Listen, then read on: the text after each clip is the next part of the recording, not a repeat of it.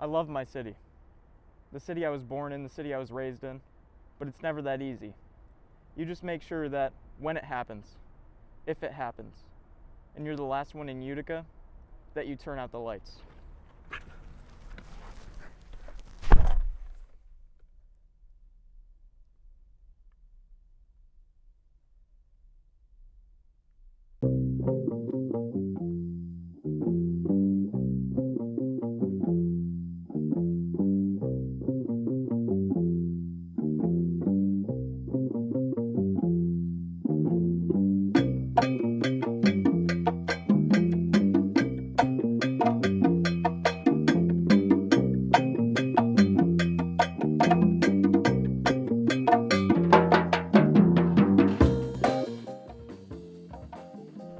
Hey dude, I'm Joe.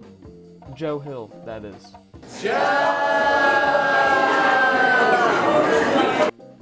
Yep, that's me. I'm 17 years old. I'm currently a senior at Whitesboro High School, and I am a filmmaker. Call me that. I've always wanted to be a filmmaker. Filmmaking is my passion. I love watching movies, so naturally I love making movies too. I'm from Utica, New York, and I've always had a curiosity for my city's history, its culture, its people, its overall community, really. Living in Utica, however, is a struggle. The homelessness, the drug addiction, along with New York State's overall high cost of living, especially in today's economy, it's no wonder Utica has been on a steep and constant population decline ever since the 1930s. To put it bluntly, living here in Utica is simply not for the weak.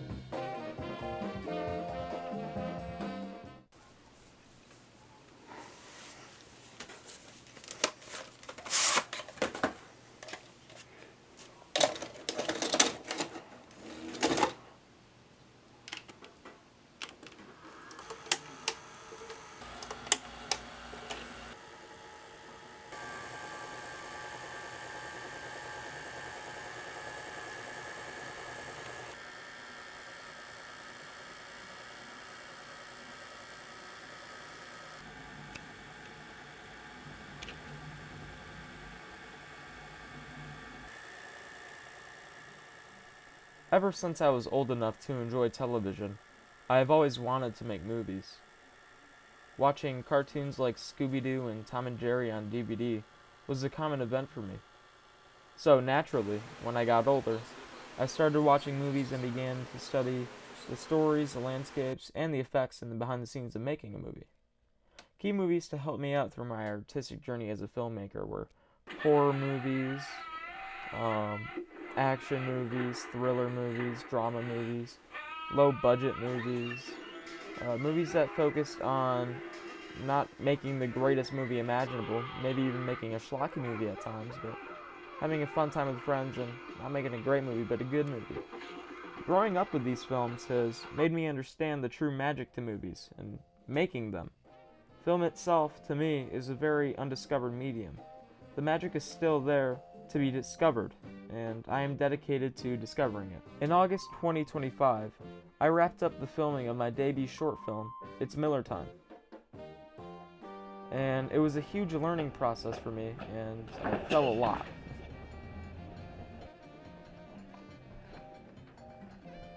Like, a whole lot.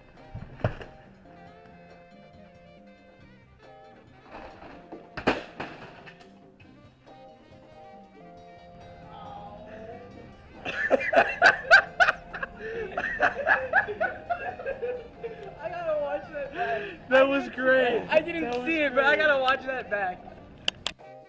It's Miller Time was a great learning experience for me.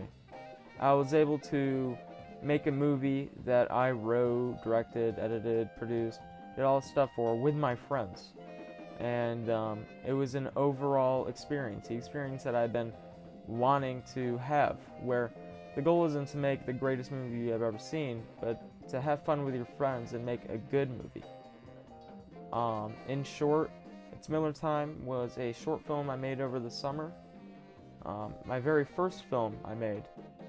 And it was an overall great start to my filmmaking career.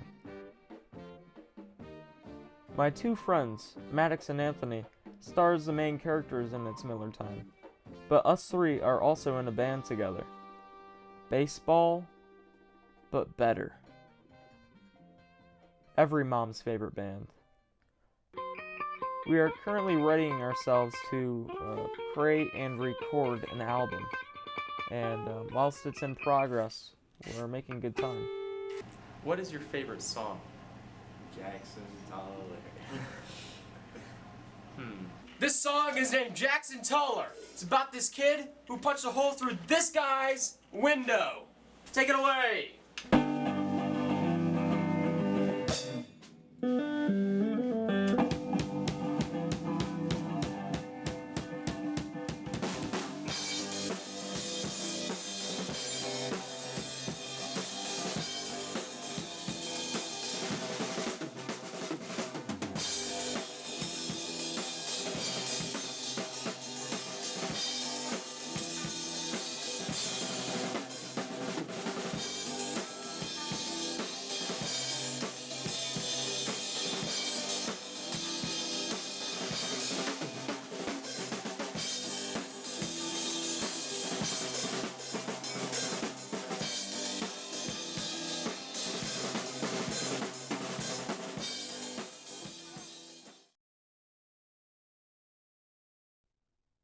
This is my family. You have my mother, my stepfather Scott. I have two baby sisters, Mia and Sophia, and my brother Raymond. He no longer lives with us. My mother gave me a photo album filled with photos from September 1st, 2001, of the wedding between my mother and my father. And one photo spoke out to me amongst all the rest. I always knew that my mother and father had a troubled relationship. After seeing these photos, however, I gained more of an understanding of why maybe it was so troubled.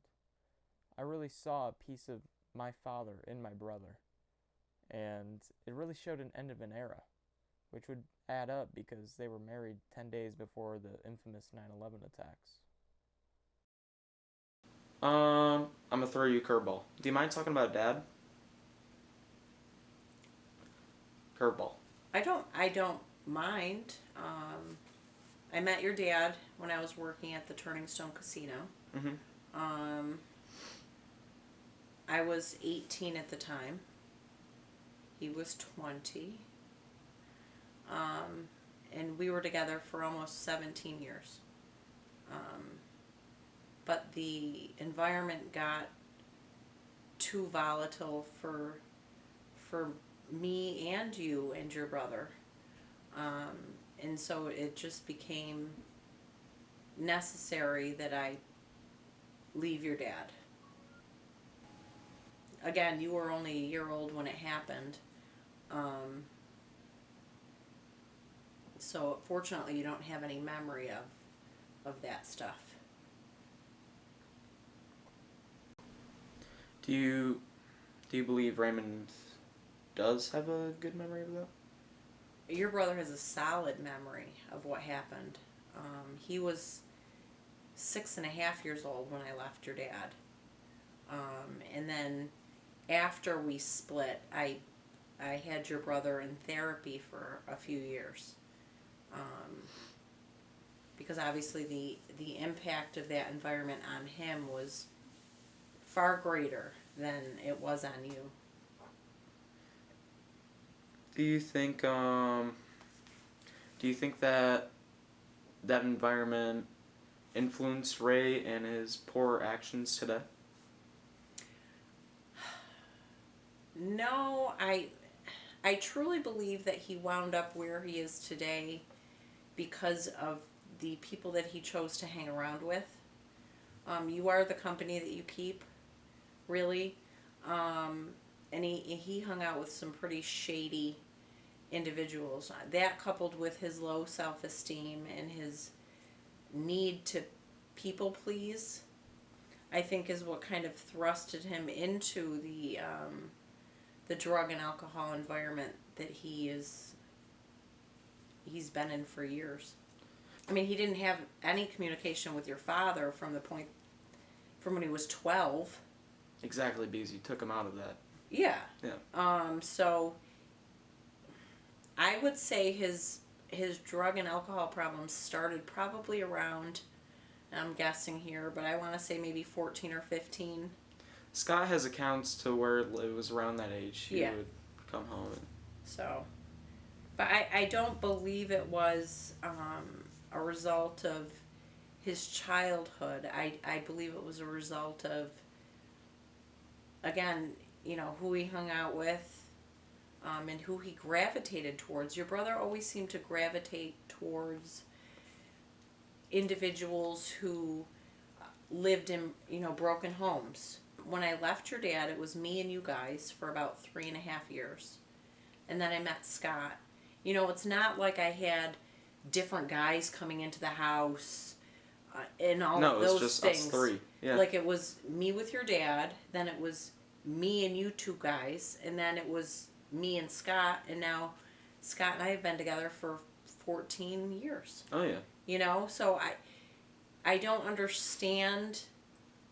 I mean, you guys always had a roof over your head and food to eat, absolutely everything you ever needed, a lot of what you wanted. I don't understand how he wound up where he's at. You know, I don't drink alcohol, maybe, you know, a few times a year. No, it wasn't your fault. I don't do drugs. So No. I don't know where that all came from. Mm-hmm. But our entire system is broken. I mean, if that's the subject we're on. Yeah, we can get into it. As soon as I noticed your brother had problems, you know, I reached out to the school. I found the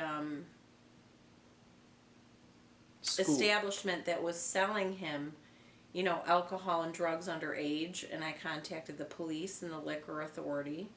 Nobody is out there to help you when you're in this circumstance.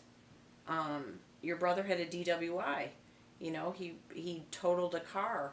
And so he got arrested, and then they brought him home the same day. There's no consequence for his actions, and there's no help for families who are in these situations. Although my brother Raymond and my love for Utica and passion for movies are all catalysts, what really got me hooked is when I found out about this. Let me give it to you straight. 1 in 3. Not 1 in 4, not 1 in 5, 1 in 3 people in Utica are below the poverty line. And out of the 62,771 people that are projected to live here, 20,900 and something have probably no place to sleep, no place to eat, no furnace to keep them warm through the night. How do we get this bad? Well, I have 3 answers for you. 1, upstate New York's extremely high cost of living, especially here in Utica. 2, the economic instability that our nation is going through, whether it be the amount of money that has been produced or the infinite amount of American debt. And 3, the most prominent of them all, being the easily affordable, obtainable, and non-consequential drug addictions that a large portion of this Utican population possess. What needs to be done? I don't know. We can install better rehabilitational programs. We can have Narcan vending machines that dispense naloxone and fentanyl test strips, which we have done. But what I'm saying is that proactive at all? Are we solving any problems by doing that? Are we making it so less people can get addicted to drugs? Well, the rehab, yes, but the Narcan vending machines, I don't know. It seems that we're only making it non-consequential, making it so that it can spread more, making it so that people can overdose and, you know, have that as a backup. We're only putting a Band-Aid on this problem rather than attacking it from the source. And I even say that these Narcan vending machines are making substance abuse a lot more convenient and trendy. Take my brother Ray, for instance. He's been to McPike about 10 times now, maybe a little bit less, and he's been Narcan back to life about 4 times. And yet he's still out here probably dying somewhere for all I know. He doesn't care to quit because he doesn't have to quit due to the convenience that these non-proactive solutions give him. He's probably out there dying, and then they bring him back to life, and then he can just do it all again. They'll just revive him back to life, and then he'll continue to ruin his and other people's lives. He doesn't care if he kills anyone nor himself. Frankly, I don't care whether or not he lives or dies. It is what it is. Now let's talk about how both me and you got here. And let me tell you why you don't ever fuck with the Utica. It all starts in 1798. The village of Old Fort Schuyler was established, and 30 years later, in 1828, will be established as the city of Utica. The name Utica was picked out of a hat. Fort Schuyler played very important roles in the French and Indian and Revolutionary Wars, with the fort being strategically constructed in the French and Indian War, and then playing an integral part in the Revolutionary War during the siege of Fort Schuyler in 1777.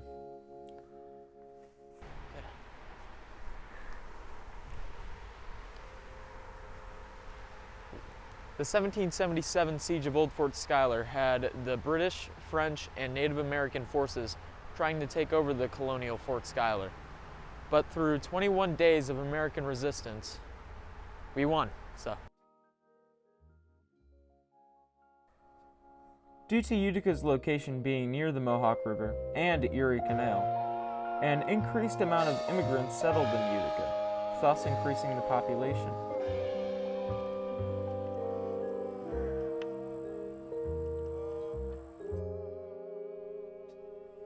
German, Irish, Italian, and Polish immigrants settled in Utica.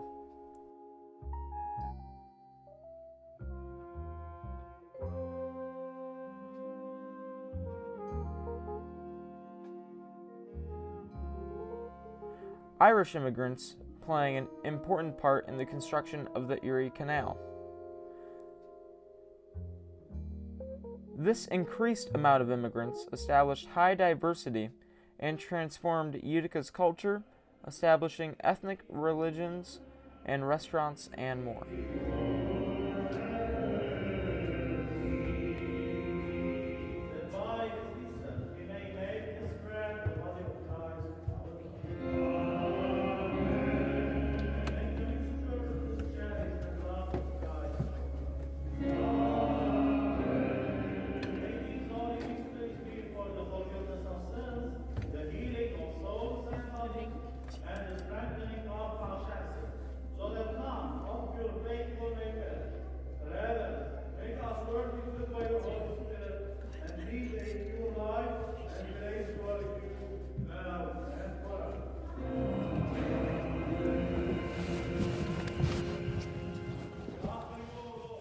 In the mid-1800s, Utica then industrialized and became one of the greatest centers of textile production in the world.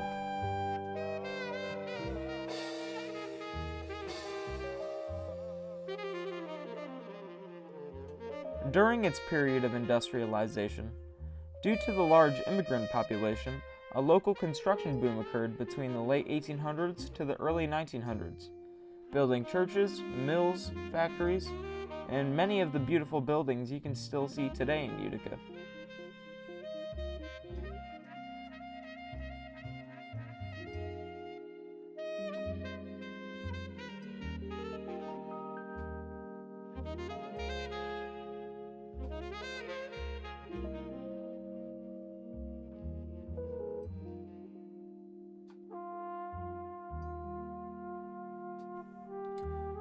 Around the same time, in the early 1900s, Utica grew geographically, annexing land from the surrounding town of New Hartford.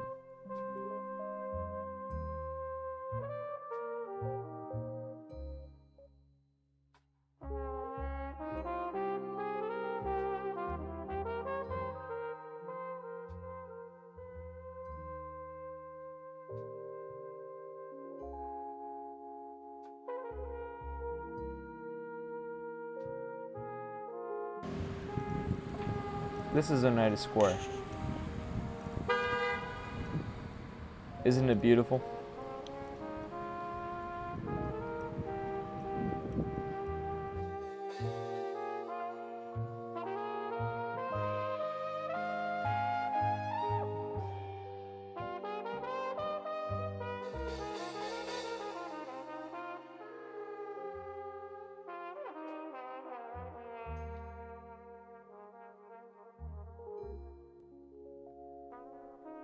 Utica's economy, due to the growing textile industry in the South and the rise of organized crime, was threatened at the peak of an economic depression.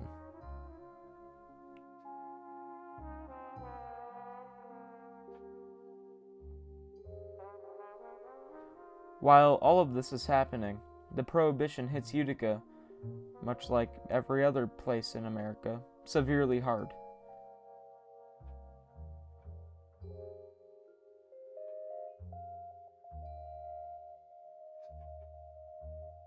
Saranac Brewery survived through the Prohibition by producing non-alcoholic Utica Club soft drinks, such as root beer, Shirley Temple, and ginger beer.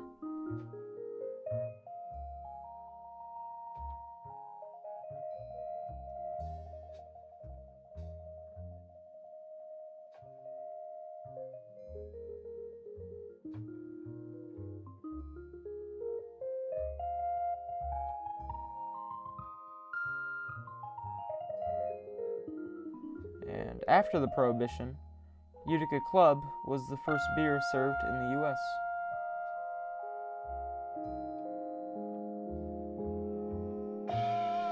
These two White Houses were allegedly connected underground with each other during the Prohibition.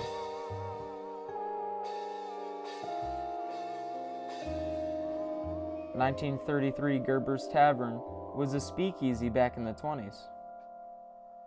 During the Depression, organized crime grew high, with such crime families like the Falcone brothers and the Bonanos gaining notoriety. The Utica mob was so infamous that Utica coined the nickname Sin City, due to the high crime rate and corrupt organized crime throughout the city. World War II pulled Utica out of the Great Depression and supplied jobs to people, stabilizing the economy and boosting general morale after the Depression. However, once World War II ended, Utica's economy plummeted due to the low need and interest in jobs, thus decreasing the general population of Utica.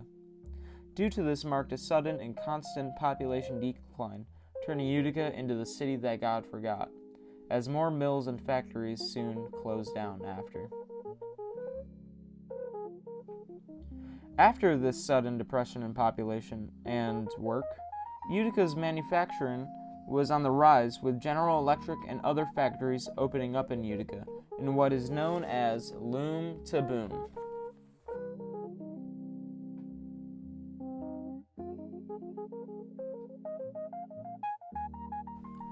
Even with the help of the profiting manufacturing industry, Utica remained on a population decline.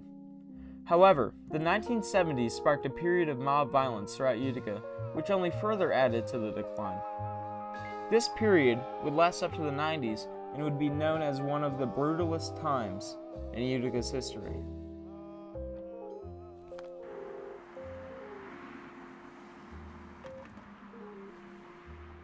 It all started in February of 1970, when off the side of South Genesee, in a parking lot, William Conley entered his car right before it was blown up by a hand grenade.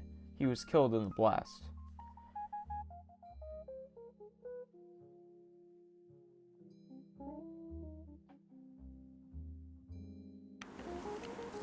I am currently on the corner of James and Steuben Street in front of the remains of what used to be the Regency Lounge Bar, where on September 16th, 1983, a masked individual walked in and shot and killed Angelo Grillo in front of multiple bar patrons. Nobody saw anything, nobody heard anything, not even the person who called the police. Prior to this, however, on December 3rd, 1979, whilst Angelo Grillo was serving out his prison sentence, his wife Dawn Grillo was strangled to death by Dominic Breddy, who then led the Colombo crime faction in Utica, New York, due to her stealing $4,000 from Breddy in a cash checking scheme. Once Angelo Grillo got out of prison, he confronted Breddy's then attorney, Louis T. Brindisi, on the matter. Brindisi was quoted to have said, "You did what you had to do, and I did what I had to do." After this, Grillo, rightfully so, sucker punched Brindisi point blank in the face.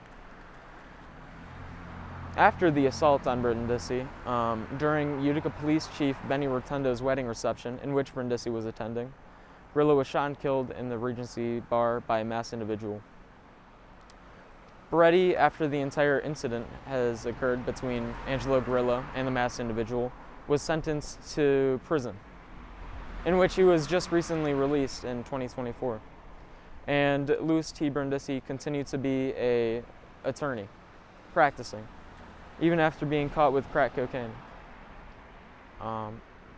His son, Anthony Brindisi, was a congressman of Utica, New York, and is now serving on the United States District Court as a judge of the Northern District, New York area. It only leads you to think whether or not we still have connections to mob and corrupt politicians in Utica, New York. Just saying. However, in 1990, a federal racketeering case absolutely obliterated and put an end to organized crime and mob-related deaths in the Utica area, or at least once talked about. Let's rewind back to the 80s. The population is still on a constant decline. The manufacturing industry meets its short-lived demise, and the crack epidemic is in full effect. It all starts in New York City. The crack epidemic becomes very popular and mainstream down there, to the point where a rock is $2 down there. So then naturally, dealers relocate to Utica in order to sell that $2 rock for $10. The crack epidemic begins in Utica, poverty and homelessness increases, and a lot of people for that NYC shit.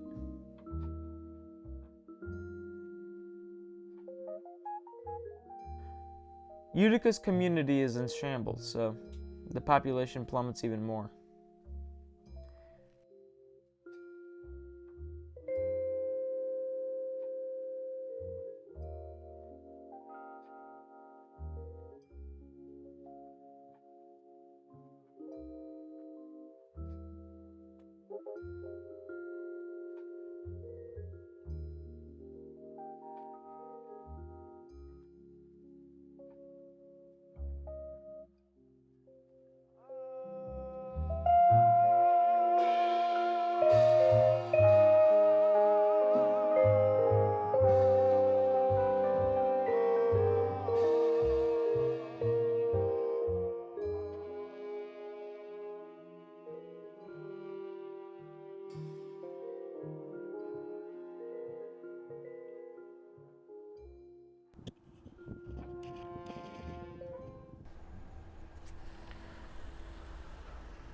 Damn, I think they're closed.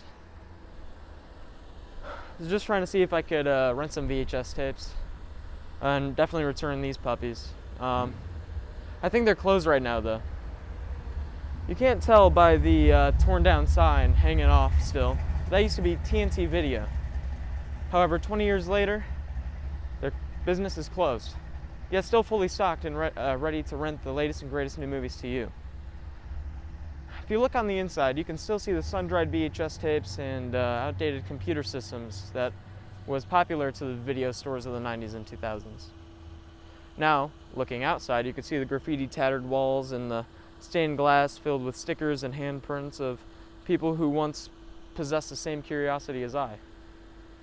Einstein might have been right about time travel, except it's confined to 4 walls and jam-packed with VHS tapes and cardboard cutout promos.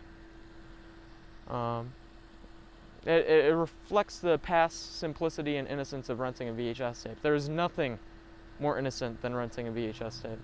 And as much as I'd love to repeat the past in this instance, by depleting us of our civilization's proof of evolution, we're only hiding it. I think it's better to see this building reach its natural conclusion, whether it be by nature's will or God's will if you believe in it. However, man has a tendency to deconstruct and reconstruct. And as much as I'd love to see this building reach its inexorable conclusion, it'd make a good spot for a Burger King.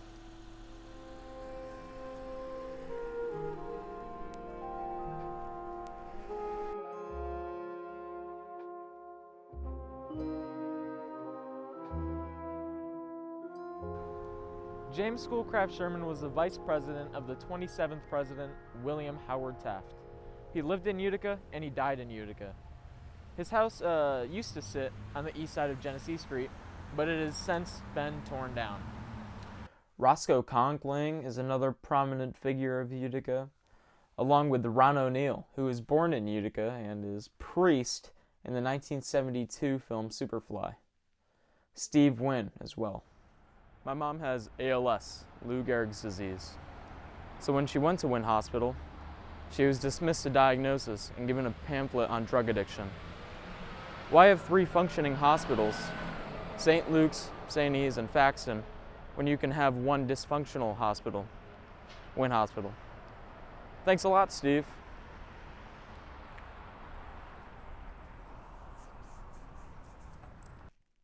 Now, we have today. Drugs continue to affect Utica due to drugs being marketed all across America. The cost of living increases, and so naturally Utica becomes more impoverished. Regardless of the high crime rates, the poverty, the drugs, Utica still remains a multicultural, strong-willed community it was 100 years ago, with new immigrants including themselves amongst Utica's population. The same 2 guys beefing over 25 cents in the 70s are now old, but the beef is still there, along with the grown respect for each other's neighbor. You go to places in upstate like Syracuse or Rochester and talk to people in a bar about where they're from, and people from Buffalo will boast about the Bills and chicken wings. People in Syracuse will boast about the Orange and their rich history. But then you mention you're from Utica, and it seals the deal. Nobody wants to fuck with you, 'cause you don't ever fuck with the Utican.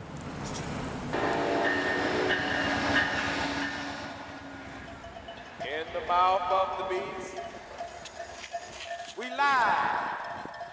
Our cracks is void of manhood, our souls and minds ripped out, torn apart, destitute, pain, agony.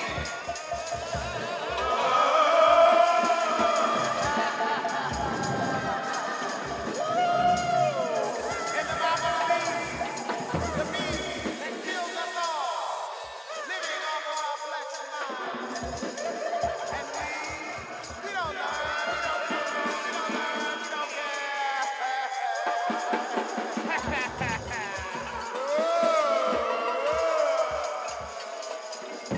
In the mouth of the beast. Got me tripped up. My name is Jeff. I've lived in Utica for 2 years. I'm originally from Ilion and the Mohawk Valley area. So, do you mind talking about Utica DIY shows? Like what you do? I do mind, actually. I don't want to talk about that. Okay. Get that camera out of my face. So Utica DIY shows is a thing. It's just an idea. It's not a business. It's not a get-rich scheme, which would imply it's a business. I'm lucky if I get a little bit more than the money that I spent on earplugs. It's a really cool thing that just came out of being asked by my friend Tim. He used to own a bar over on Devereaux Street called The Dev, and he would have bands play there. Me and my friends, we were all teenagers. He invited us to go play there. It was always a great time. We played with some great bands. So I've known him since I was probably about 19 or 20. Fast forward to probably 2022, COVID had happened, everything had shut down, a lot of things didn't really come back really quick. Utica used to have a great music scene. I wouldn't really say verbose, I was mostly going to hardcore shows and metal shows. There was really nothing happening post-COVID. There was one or two things a year. Attendance kind of dwindled. No one new was getting into it. And Tim kept asking me, hey, do you want to book bands? You know people. I have a place. That place was probably here, but I was like totally uninterested in it. One day a guy from out of the area messaged me, asked me if my band wanted to play a show in Watertown. Added us to a group chat. We were like, okay, sure, whatever. Added us to a group chat. And I was like, wait, why don't we do this in Utica? Watertown, I don't know anyone there. Utica, I know people. I know people that want to see music, that would come out to see music. Nothing has really ever has gone on in the last few years. I'm sure people would be stoked. It's a little populated place. that ended up falling through, and I ended up using the same date he was asking for. Booked a couple bands and was like, if no one comes, I'll never do it again. If even one teenager that has never seen live music before ends up coming to this, that's cool. Like, I will be happy with that. A lot of people came. 3 teenagers came. But we don't care. We And don't learn. We don't care. then it just kind of snowballed from there. We have blinded ourselves and allowed ourselves to remain trapped within the mouth of a beast that shows no mercy, that would kill us all.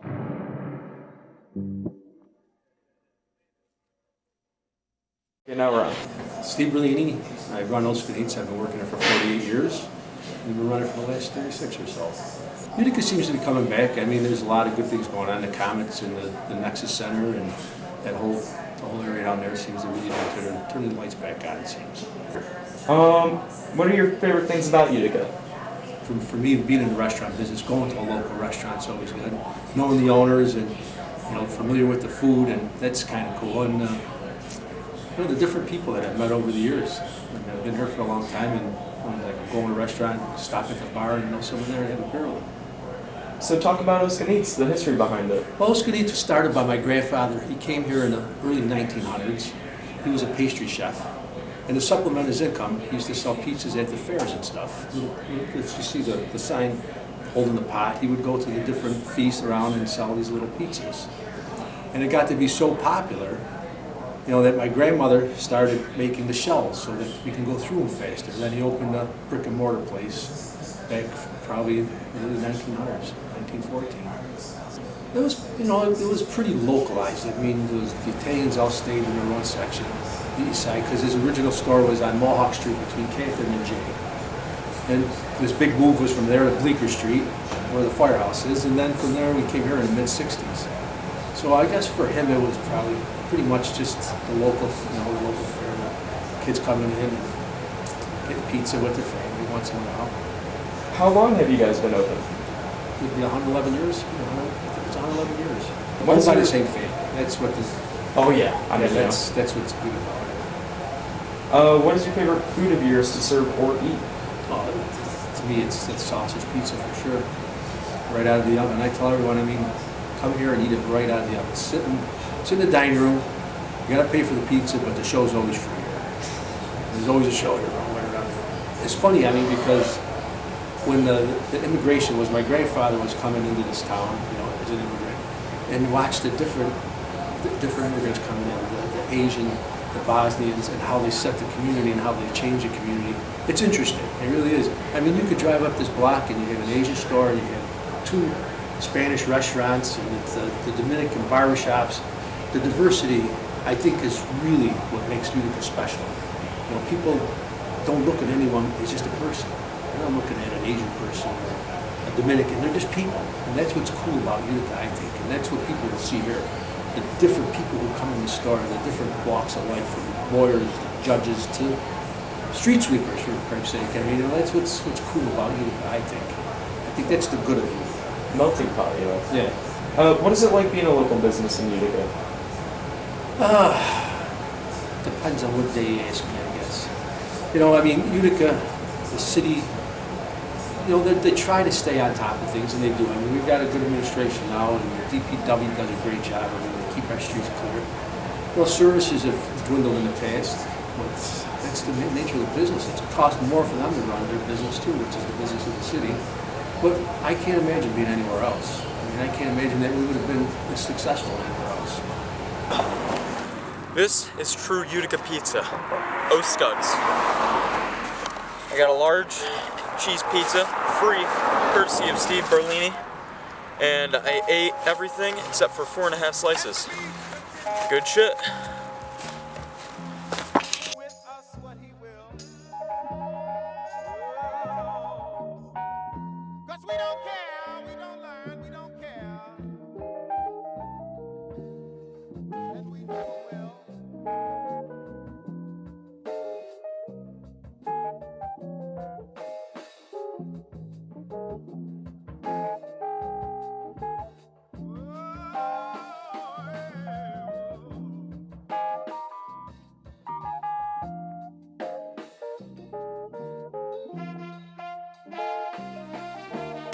Nothing more Utica than a half moon.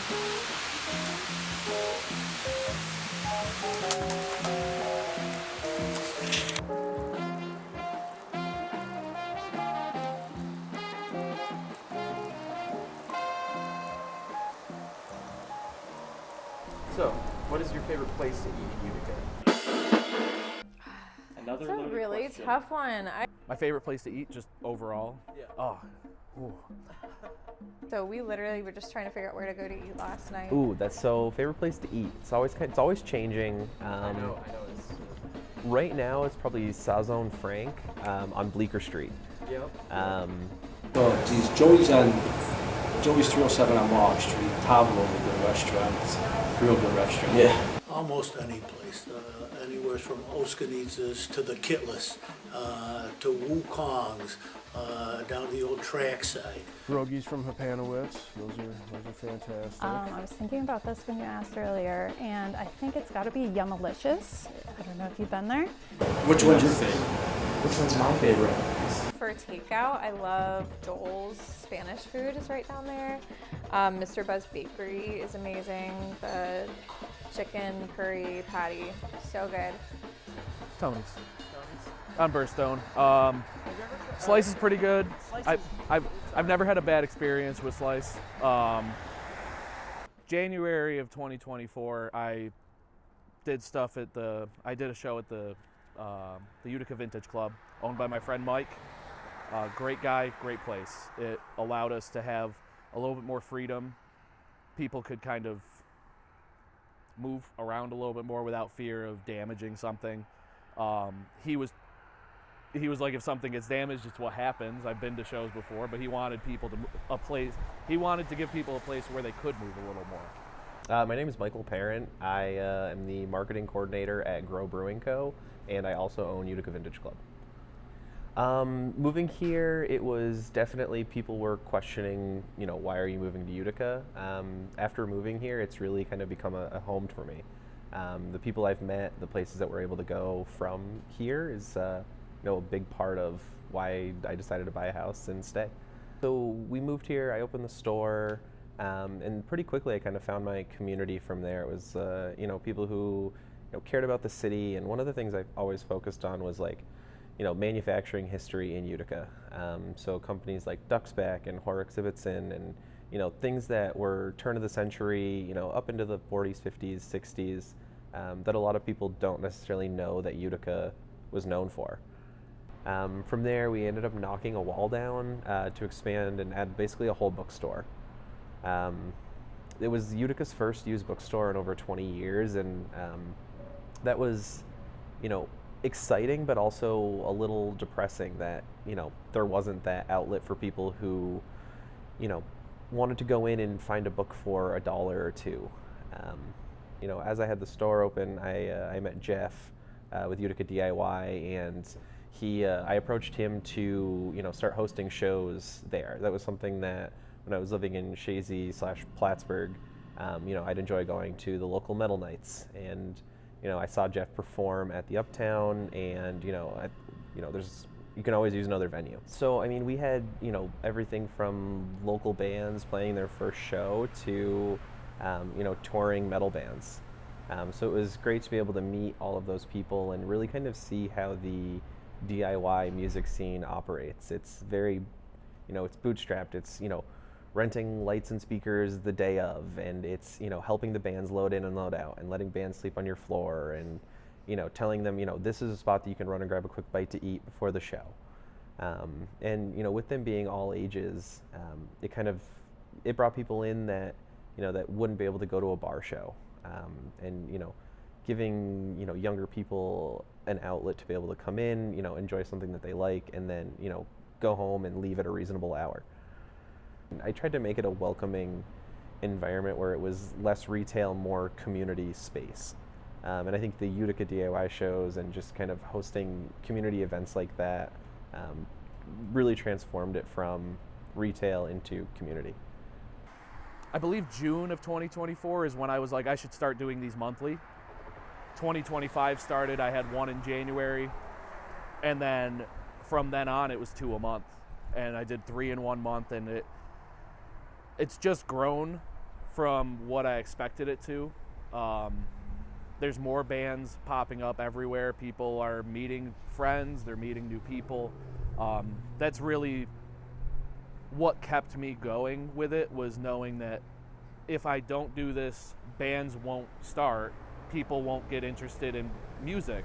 I'm sure some 13 to 16-year-old came to one of these and walked away from it and was like, I want to play guitar or I want to play drums, and no one wants to play bass. Your band doesn't have a bassist. Yeah. You need one. It helps a lot.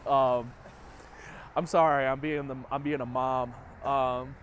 So it's nice to see that over the course of the 2.5 years that I've been doing it, that more new faces are coming out. Those new faces may probably return. Like, I've seen a lot of people that come back to shows. Some of them, one and done, but you'll have that. Some people just aren't interested in the type of environment that they are.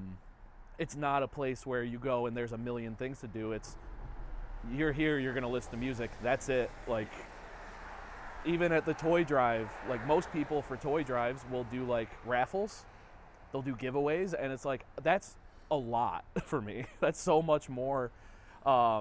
Even asking Emerson Ave to do the coffee, I was like, do we really need to do this? Like, but anyway. I mean, I feel like both a responsibility and a gratitude as a small business to be able to contribute to the community. I feel like it's important, if you're part of the community, to also be investing in other places around me. So, Jeff comes in here all the time, and he's just like, because he's such a regular customer too, I'm like, if you're trying to do something good, I'm happy to partner with you to like make it successful. So it's just like exciting to be a part of it. Like, it was really fun. And I love like, he's doing so much creative stuff over there. I'm like really excited to help support anything. The people really are so generous with their time. Like, that's not his job, but he puts so much energy into that, and I love seeing people do that, and I'm happy to help them continue to do those things. My name is Rebecca Gleason. I'm the owner of Emerson Ave Coffee. Very nice. Yeah. So we are a community-focused coffee shop. I wanted to bring a high-end coffee experience that was as passionate as the Domenicos were about making space for community. So we serve partners coffee. Like, our baristas are trained to have the skills that you need to be a specialty coffee shop. Like, quality is really important to us, but I also wanted it to feel accessible and not like too cool for anybody. So yeah, we're like really trying to focus on bringing different people together and creating an opportunity for people to connect. So we do a lot of events, but also just having the space and making it welcoming is important. I've always wanted to open my own coffee shop. Like, they were really important to me growing up. I feel like it's where I got most of my exposure to like the world in general. I was homeschooled, so I like didn't go to school, so I was mostly meeting people in coffee shops. When I realized they were looking to retire, I'm like, okay, I think this is like finally, I think this is kind of a now or never situation. So I just pulled everything together as fast as I could and made it happen. It was like 2 months that I had to figure everything out and get it started, but yeah. What was that feeling like, having Cafe Domenico, growing up with that, and then turning it into Emerson Ave Coffee? It was like such a mix of emotions. I was so excited, but also so sad, because Cafe Domenico is where I would come to like feel better if I was having a bad day. I loved the art. I loved how funky it was. And then I knew when they were looking to retire that I could not fill their shoes. So I was like, I'm really going to have to make this my own, which is going to be exciting and painful for everyone, including myself. And so it's been like a challenging transition, but I'm feeling really good. Like, we're in a really good place now, and I think in a good spot to grow. But yeah, it's definitely very emotional to, like, I worked for the Domenicos too, so I was like close to them. Very emotional to step into that role for sure. The people who live here, who love Utica, are really committed to making it and continuing to grow it into like a special place. Like, I feel like really grateful, because there are so many people who are actively fighting to make it a better place, but to also appreciate what's been here. I think our like immigrant and refugee community is incredible and makes it really special. Like we have so much diversity and access to different cultures that you don't find anywhere else. Like I didn't realize how diverse it was until I moved places that were like super homogenous. And that made living here really special. But also just like it has an incredible arts community. Like from the time I was younger, I knew so many incredible musicians who've all gone on to do like really amazing things. Yeah, we've got the Uptown, we've got the other side, we have cool art galleries, like cool people move here and live here. And I think that's really, really awesome. So we had a food drive back in November, which was incredible. Like I really feel like such a facilitator here because really you just have to say one thing. And I feel like the community is like desperate to show up. We were like, my friend Shannon was like, would you mind if we hosted, like if I hosted a food drive at the shop with you? And I'm like, yeah, that would be great. She made the flyer and it was literally so much food that like we ended up keeping it in the upstairs for like 4 days because they couldn't get enough like vehicles. We were just going to drive it, but it wasn't going to fit in our car. And it was just really cool. I'm like, I barely did anything. I was like happy to be able to host it. But really the community, you open the door and the community just shows up because everyone's just like desperate to help each other. Like they love that connection. Yeah. And we also, so like I'm fostering the dog. We're going to be partnering a little bit with Rover's Do-Over and they'll be doing some like patios and pups thing here to help get dogs adopted in the area. But yeah, that's kind of what we've been up to. Is it going? Yeah. Okay. So 3-band bill. A bunch of Pratt kids came out, which is really cool because it's like I didn't know how to get a hold of like the youth that go to school locally here. I just put flyers up everywhere. The college, it's like, well, I can't go. They won't let me in there because it's a private college, so I'll just put them on poles and advertise it that way. Yeah. There's still some up. There's one from last year over there. Yeah. But the biggest part is like doing that outreach, getting a hold of people where it's like the security at Pratt told me, you don't put them on the metal poles. I don't know, contact the kids on like Instagram. And I said, dude, I'm in my 30s. I'm not contacting 17 to 19-year-olds that go to college here being like, hey, come to shows. They see a flyer. If they like it, they'll come. Yeah. All of it comes down to contacting that community that wants it, finding the people that really think that, this idea has legs and you can just go with it. If anyone helps me with anything, none of us are getting paid, but I'll always offer them $20 because it's like, I'll pay out the bands, I'll give the venue their cut. And then it's like, well, I put out the usual cuts. I even gave a little extra and there's still money left. So if someone helped me out, it's like, here's $20, thanks. And most of the time I have to twist their arm about it. But it comes back to like, it's not about making money. I love when people that are musicians come out to these and they're like, hey, I play music. Like I have friends, we play music. Like that's really cool. That means that you want to be a part of it. You don't want to just use it to benefit from it. It's always really nice seeing you guys come out at stuff that you're not playing or going and supporting your friends. If you go to stuff where none of your friends are playing, like that's even cooler because there's no obligation for you to be there. On 2 of the walls in the store, we had murals done by local artists. One was a artist in residence at Munson, and the other is now the owner of Utica Creative Reuse.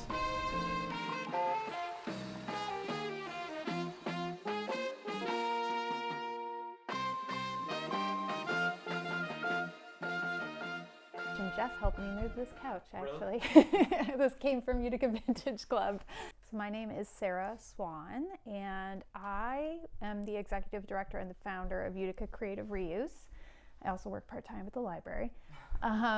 Basically, we are a nonprofit arts organization that exists to help divert usable materials from the landfill and advance access to art education in the community. So the sales from the donations of art materials and supplies that come in to us that people don't want anymore, we sell in the thrift shop, and those proceeds fund free art programming for people in the community. So we do a lot of events focused on fiber arts, like saving your scraps from sewing or knitting or crocheting, and then also like traditional fiber arts like how to crochet or how to knit, and some basic like hand sewing, mending, darning classes and things like that. We're trying to graduate into some machine sewing classes. We just got a big donation of several sewing machines that we're hoping all work, so that we can start offering more machine classes. So we do those kinds of events, and we have a monthly repair cafe where people can bring items that are broken or need mending and pair up with a volunteer from the community who will help them try to fix it. And we also do events for really young kids, like 2 to 5 year olds. Once a month, we have a sensory play group that's organized by someone else who just volunteered. They wanted to see this programming in the community, so they created it. They're all free to the public, so we try to keep them as accessible as possible so that as many people as possible have the opportunity to access this kind of programming and get to experience, you know, whatever we're offering.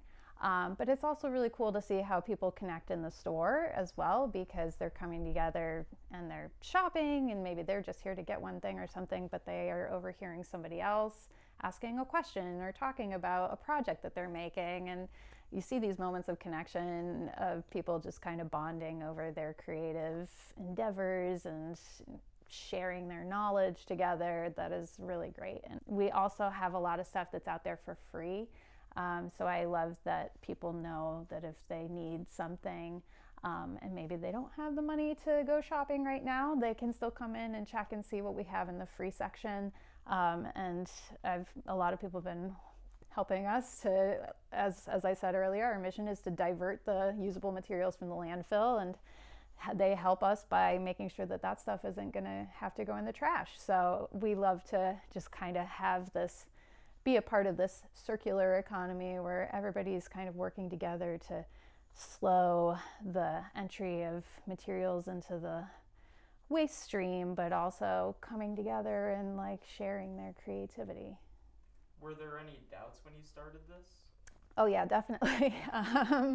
Yeah, you know, leaving a stable career in healthcare, and after I'd been doing it for over a decade, and saying I want to start a nonprofit where we'd sell stuff people consider to be trash, like stuff that they're going to throw away.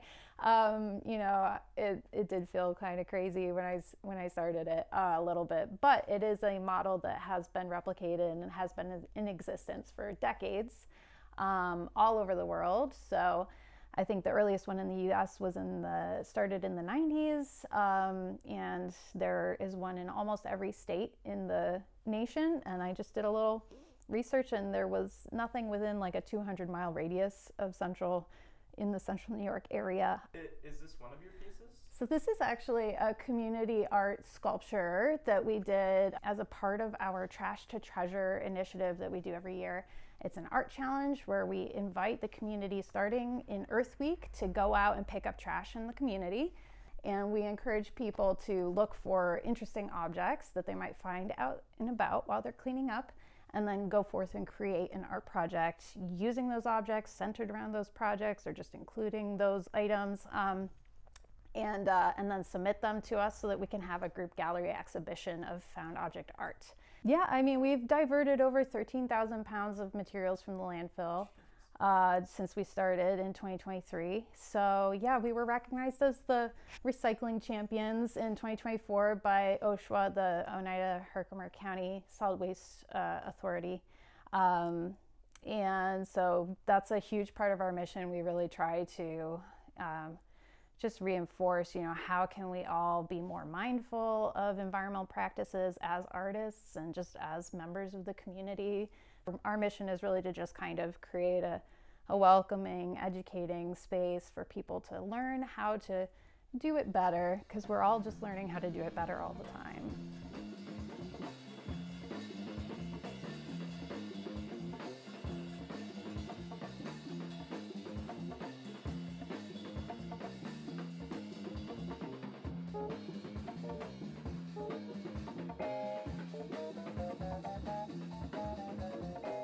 My name is Jim Stasitis. I'm the race director of the Utica Boilermaker Road Race.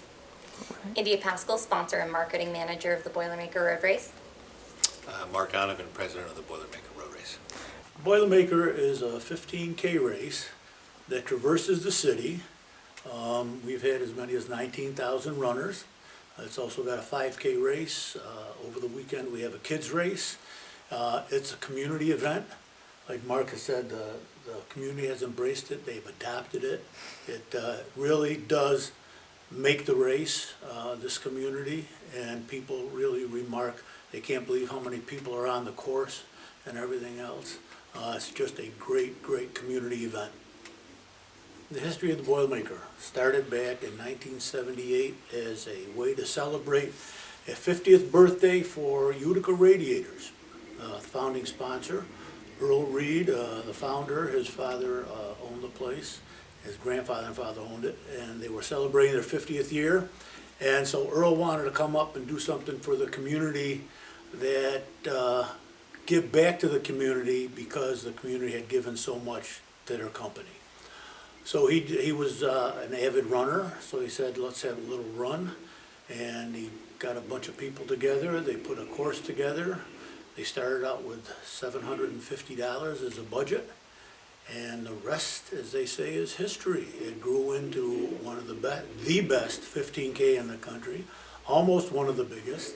But again, it has a lot to do with the community involvement, the cooperation from everybody, the politicians, the law enforcement organizations, the sponsors, just the city itself. It's made it what it is today. The number of people, I mean, it started as a local race, and it's gone national, international. But starting with locals and then the kids running throughout the years as they're going, they get older, high school, they start running. They keep coming back year after year. It's a great time. A lot of families, when everybody's coming back, have their family reunions, Boilermaker weekend. It's something that, and it gets more involved. The more people get involved, more and more, and then just the whole community is involved. And it's just, the dominoes started falling, and it got everybody involved. Yeah, it's something that it seems everybody wants a part of. Between sponsorship and volunteering, spectators, our runners, it's something that no matter what capacity you're able to commit to the Boilermaker, I think people want to be a part of the weekend, part of the celebration, so. Yeah, and you know, the things we really haven't talked about is there's 4 of us that work here full-time, and 2 or 3 part-time folks that help.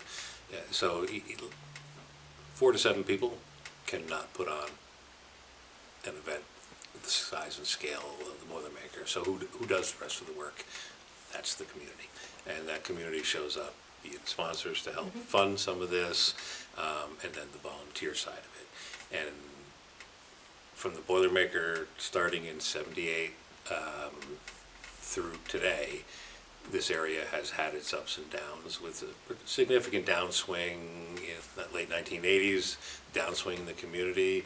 3 or 4 major employers left this area, all within 6 months of each other, thereabouts, and the Boilermaker was here for those people.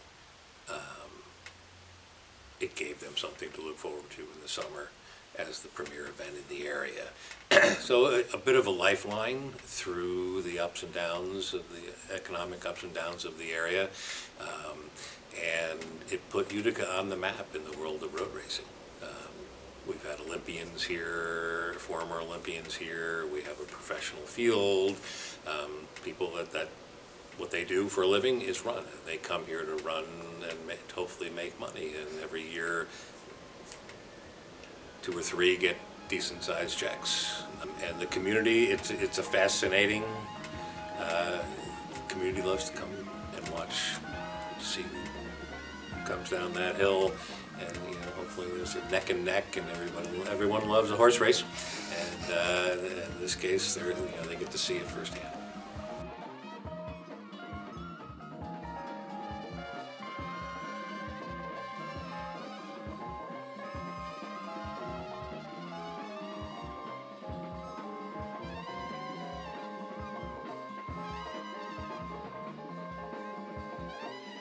So I'm hoping that from here, there's an upward trend that continues where younger kids figure out that you don't have to be particularly great. You do have to be good. You can be kind of bad. Your first show, if you suck out on your first show, I'm not gonna be mad at you. My first show sucked. Every adult that I've been around, as far as like going to shows or being at shows, playing shows with them, that has seen one of those three bands their first show, everyone's reaction is always, damn, kids are good at this now. I didn't have people people left during my set, my first show, so it's like, it only gets better from there. You know, what are they gonna be doing in 2 years? Are they gonna keep pushing the boundaries of what I think a younger person would be doing with music based on my personal experience? Yeah, I'm really fortunate for the community around here and the people that are in it that give me a reason to keep doing it, if that makes sense. The toy drive's kind of an anomaly. People want to go to that. They're not going to go to shows. They just want to give. They want to make sure that, you know, their money for the holidays, that, you know, after Christmas presents and everything, the money that they have that they can spare goes to do something positive that impacts the community. And this year, hopefully it impacts the community.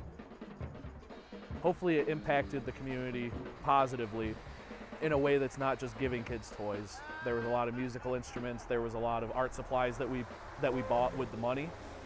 And the charity was incredibly happy about that because people just kind of default to toys. I did last year, but you know, there was a little bit more thought this time.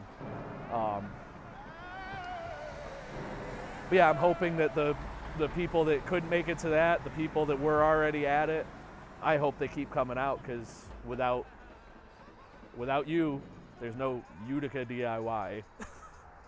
And cut.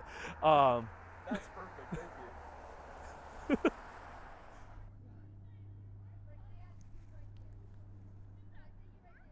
The goal behind making this documentary is to give people a different perspective and maybe a newfound appreciation of their home city. I know Utica's not perfect. I definitely know it has its problems, but what place doesn't? Especially when we're talking about upstate New York. If I could choose where I was born, time and time again, I would always choose Utica because it's my home, it's my family, and through thick and thin, we're always making it happen. But I absolutely dislike it when people call Utica Shutica or sketchy and proceed to do fuck all about it. So here I am trying to do something about it. One of the main reasons, though, I started doing this documentary to begin with was when I went on the Utica Mission's website and read that almost 1 in 3 people in Utica are below the poverty line. That shocked me, that devastated me, and really gave me a newfound perspective on things, you know, and made me want to make this documentary in the first place. My name is Wendy Getz, and I'm the Executive Director of the Rescue Commission of Utica. I love Utica. I was born and raised in the area. I'm blessed to live in the house I grew up in. I love the community. I have no desire to move anywhere else. A lot of my family and friends have left for warmer climates, but I've always remained. Utica Rescue Mission of Utica was founded in 1890. There were a group of 3 Presbyterian churches that got together and wanted to deal with the poverty that they saw in the area. It had really humbly beginnings as a soup kitchen and a shelter for men, and it's grown now to include 14 programs serving multiple populations.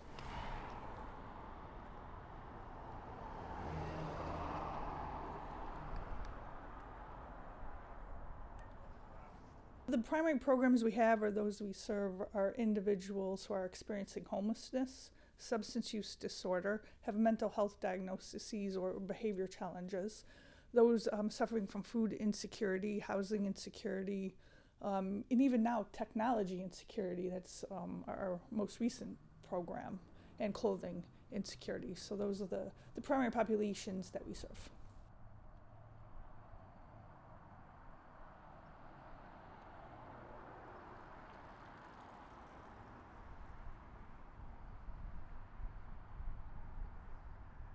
I think from being born and raised in Utica, there's always been a high degree of poverty, and I think that's it's not gotten better, unfortunately. I think inflation hasn't helped, and there's a lack of affordable housing. I think has led to an increase in the homelessness problem. It's hard to find an apartment, an affordable apartment. We serve individuals with substance use disorder, and it just doesn't affect Utica, but it's all over the country.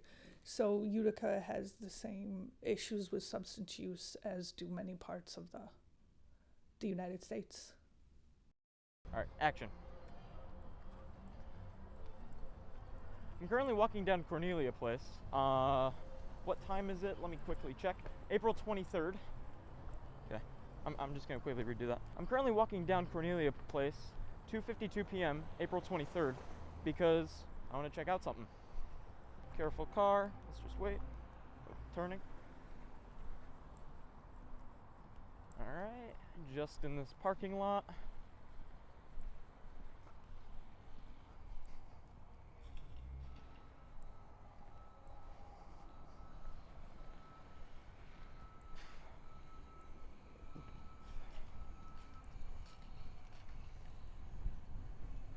Lo and behold, a vending machine. Not just any vending machine, though. This vending machine dispenses naloxone nasal spray and fentanyl test strips. How yummy. Have we really reached a state of commercialism in America that we have to now market Narcan in vending machines? Place for snacks, place for drinks. The side of this vending machine reads, matters, as in life matters. But yet this vending machine takes away the sole singularity and rarity of life. I think rather than making it so that people don't have to fear drug addictions and overdoses, and giving them second chances, we should attack the problem at the source, take charge of the scenario, and attack the drugs, not the drug addictions. My brother Raymond went to rehab several times. And he died 4 times, but they just kept on bringing him back to life rather than doing anything else about it. Because that's all they ever wanted to do about it. How many more people have to die is my question, before we think to ourselves that maybe we should do something else opposed to this. Just a thought. Think about it. There's certainly some homeless people that are associated with mental illness, but I think the majority of the homeless problem is a drug problem. Yeah. I see it here. You know, I mean, I've had people sleeping in my doorways, and I had actually a guy not this past summer, summer before, he actually slept in my cardboard dumpster. No, but it wasn't because he wasn't a fit, able guy, it's because crazy drugs are to him.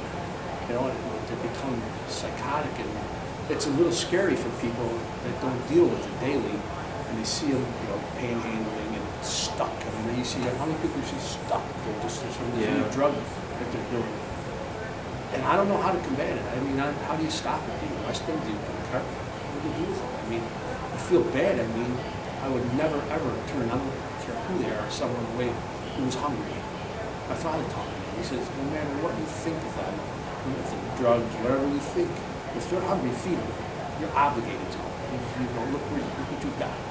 And that's really, if it was more like that, maybe we can break out of it. I don't know. I think the drug problem is really the biggest problem. Why we do what we do? I think we want to make a difference in people's lives. We do consider ourselves a Christian ministry. We believe, and I think the founders believe, that many times if you can get your relationship vertically right with God and your belief system, then other relationships, it helps you deal with other relationships. Yeah, totally. So we definitely have a Christian foundation in roots. But overall, most of our staff wants to make a difference in people's lives. Most of we call them our frontline staff, have lived experience, meaning they've come through one of our programs or they've experienced what the clients have experienced firsthand. I think we're attempting to meet the needs of where people are. So if you have an immediate problem, you need food, you can come into our food pantry. We're coming up on Easter Sunday, so we have a community-wide Easter meal in our dining room. And you don't have to believe in Easter to come. Anyone can come. All are welcome. So I think we've helped to alleviate it by providing housing, food, treatment. If you're interested in treatment for substance use, we have treatment for you. If not, we have peers. You can reach out to our peers. What is the most satisfying part for you working at the Utica Mission? I think giving back, knowing that I'm making a difference in someone's life. You know, in addition to all our frontline staff, we have a lot of back office staff, and I think one of the things they enjoy is that, all right, I'm using my accounting skills, I'm using my secretarial skills to make a change in someone's life. And I may not be working with the client directly, but I'm still making a difference. Very cool, you know. How can we as the community help? I think there's 3 different ways to get involved in the mission. We always need volunteers in different programs, so you could volunteer in the food pantry, volunteer in the kitchen, volunteer in the clothes closet, or our thrift shop, and our admin building. Wherever you feel your skill set is, we can probably use you as a volunteer somewhere. The 3rd way, if you want to donate clothing or non-perishable food, we're always looking for those 2 types of donations, or a financial donation is always appreciated.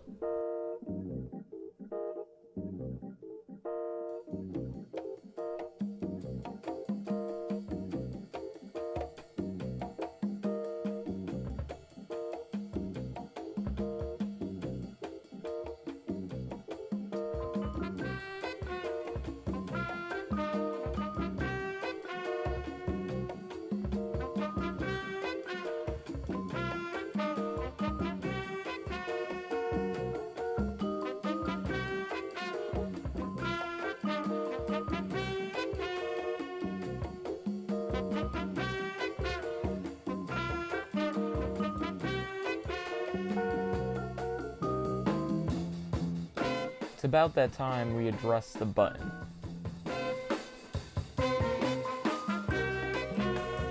Thanks a Lot, Steve is pretty much a big fuck you to Wynn Hospital and its cursed construction and prevalent malpractice. Steve Wynn, a millionaire casino mogul who grew up in Utica, donated $50 million to the Mohawk Valley Health System in 2021 in order to help fund the construction of Wynn Hospital, perhaps to also overshadow his past alleged sex crimes and associate his name with something that on the surface seemed good.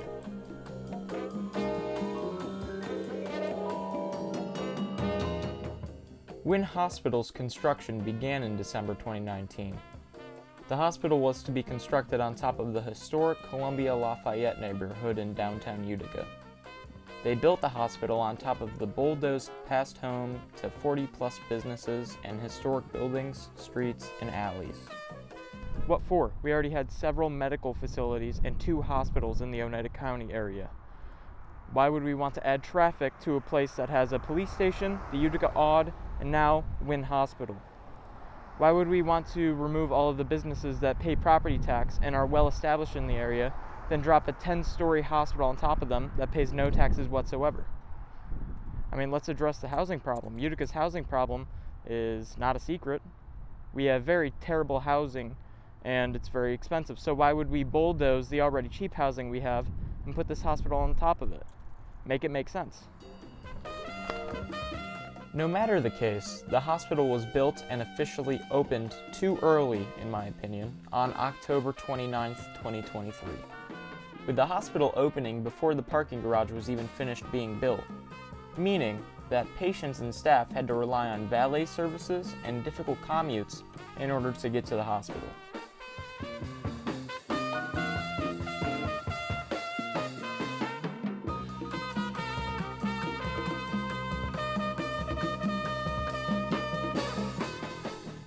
Issues began to arise pretty early on, with people noting a severe amount of overcrowding in the emergency room, along with an air handling issue that delayed the full opening of the operating rooms, which also resulted in over 40 surgeries being diverted to other facilities, and criticisms regarding the efficiency of the patients in the 2 previous hospitals, St. Luke's and St. E's, being moved to the new Wynn Hospital location.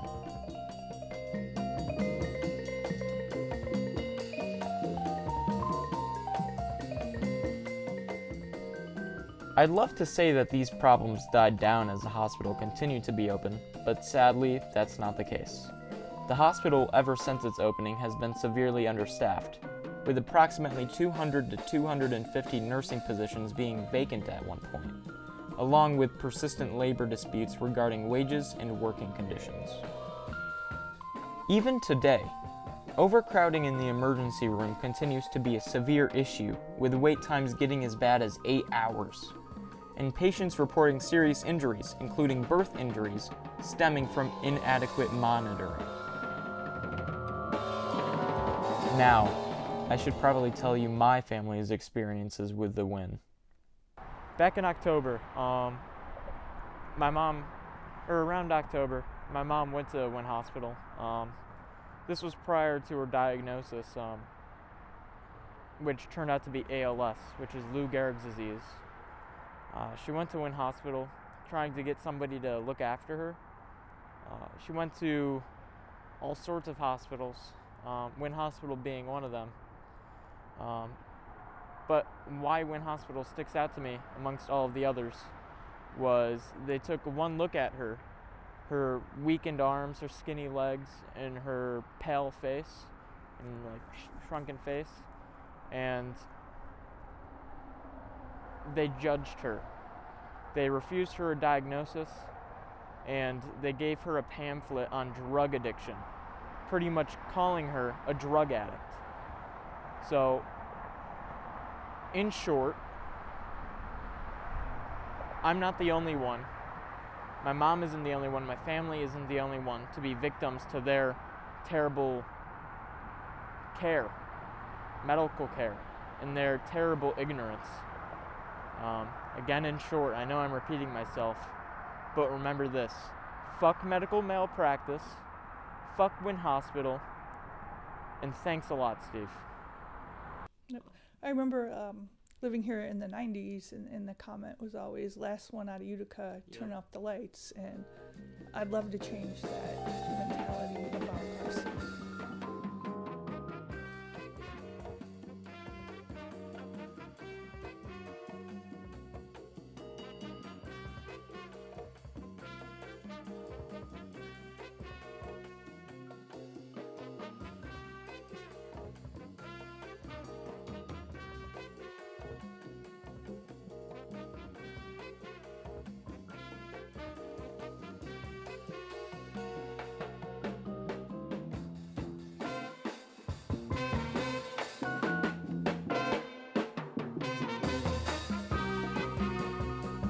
I can really only tell you the numbers, for I've lived in a city of 60,000 my entire life. But I can remember my family telling me about the absolute vacancy of the city. Sidewalks designed for hundreds only facilitated tens of people.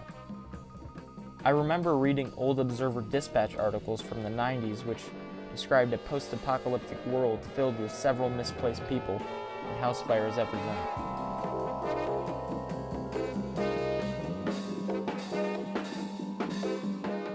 The anger and violence was constant, and the arson and bloodshed can still be seen today in the buildings of Utica as a reminder of the city's lowest point. Those scars might never stop bleeding, but let those burn marks remind those who need it what pain and loss Utica and its people went through, and are still going through due to the past. Let it also be a reminder of the people's strength and endurance. Do I think that we'll ever return to the state that Utica was at its peak? No, I don't think so. But the community still has great potential in revitalizing the area and making it continue to thrive and make great things happen. Or we can continue to let it rust. It's ultimately mine and your decision. Cool.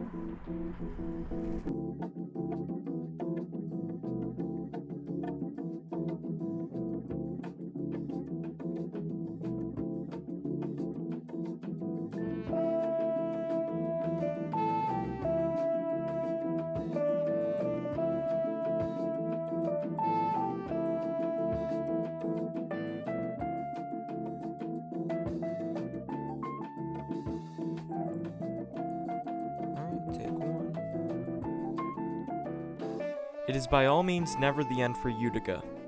In the past few years alone, Utica has seen a slight population increase due to the influx of immigrants integrating themselves into the population. The growing immigration population has not only benefited the growth of the Utican population, but it has helped stabilize the economy and continue the trend of diversifying Utica's community and culture, coining Utica the official new and improved nickname, the city that loves refugees.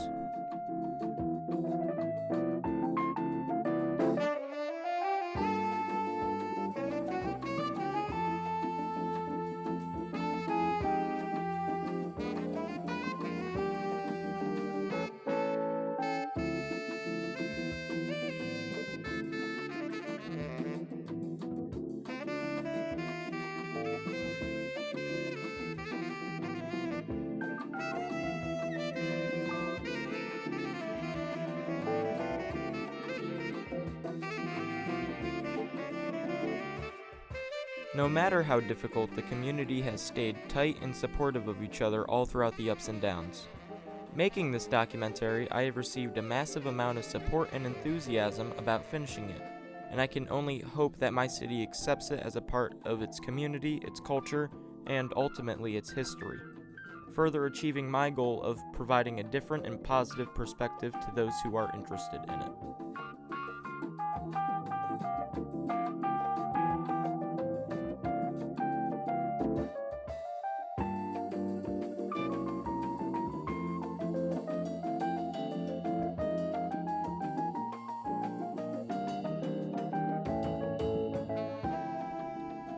There is no parading around the familial relationship that Uticans share with each other, and I am extremely proud to say that Utica is my home and family.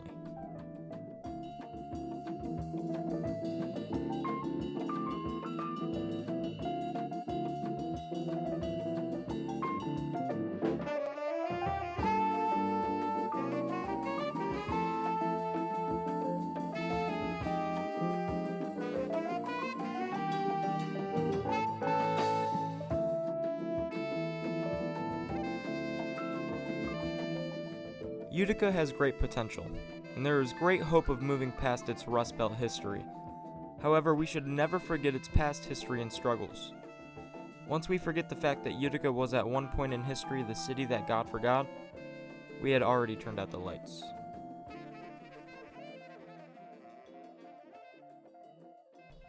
Talk about your filming experiences with me. Well, I have helped you with your filming as far as being your ride, pretty much. Like, I've brought you to the different places that you wanted to film. I've had a good time watching you do what you do. But that's pretty much been my role, is just being like the means to get there and things like that. And I would say encourager. Well, yeah. I mean, I obviously support you in your endeavors, whether it be filmmaking or being in a band. I enjoy watching you do both.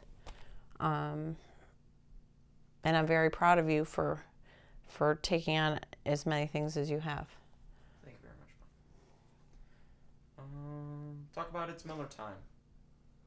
And what are your experiences making this movie?